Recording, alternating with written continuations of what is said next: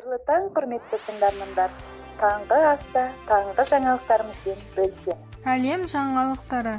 Грузиялық танымал суретші кезекті туындысын медицина қызметкерлеріне арнады. Грузияда танымал суретші Георгий Гагаушидзе кезекті туындысын коронавируспен күресіп жатқан медицина қызметкерлеріне арнады деп хабарлайды Хабар 24. 34 жастағы графист Тбилисидегі жұқпалы аурулар емханасының қабырғасына дәрігер әйелдің бейнесін салды.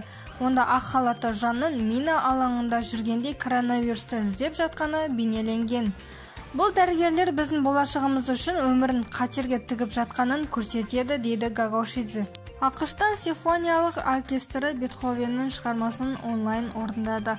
ақш ұлттық симфониялық оркестрі Бетховеннің шығармасын алғаш рет онлайн орындады деп хабарлайды Хабар 24. Себебі ұжым коронавирусқа байланысты қашықтықтан жұмыс істеуге көшкен. Әрбір музыкант шығарманың өзіне қатысты бөлігін үйде отырып ойнайды. Бұған дейін оркестр Дворжак пен Рахманиновтың шығармаларын да онлайн орындаған еді.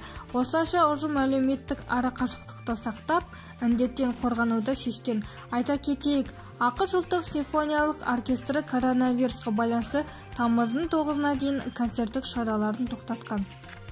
Еуроодақтың жалпы ішкі өнімінде туризм үлесі 10% құрайды, бірақ коронавирус індетінен туристік компаниялардың жұмысы тұралады. Мәселен, Германияда кәсіпкерлер шығынға батып, жұмыс орындары қысқаруда. Тақырыпты тілшіміз жалғастырады.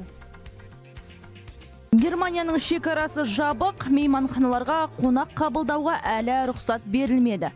Таяуда 40 қалада туризм саласының өкілдері наразылық шарасын ұйымдастырып, үкіметтен көмек сұрады.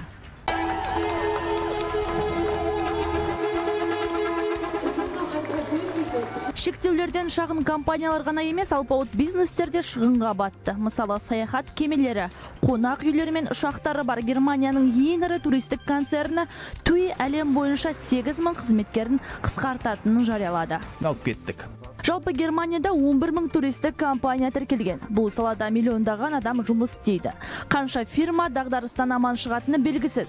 Сондай-ақ әуе тасымалдаушылар мен круиз ұйымдастырушылары да дабыл қағып отыр. Олардың табысы 80%-ке азайды. 3 күндік ауа райы болжамы.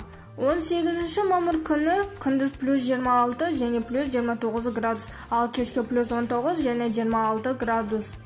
Ал 19 мамыр күні күндіз плюс 25 және плюс 30 градус, кешке плюс 18 плюс 26 градус.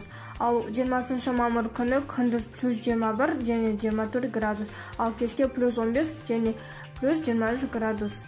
Алдағы 3 күндік ауа райы болжамы осындай.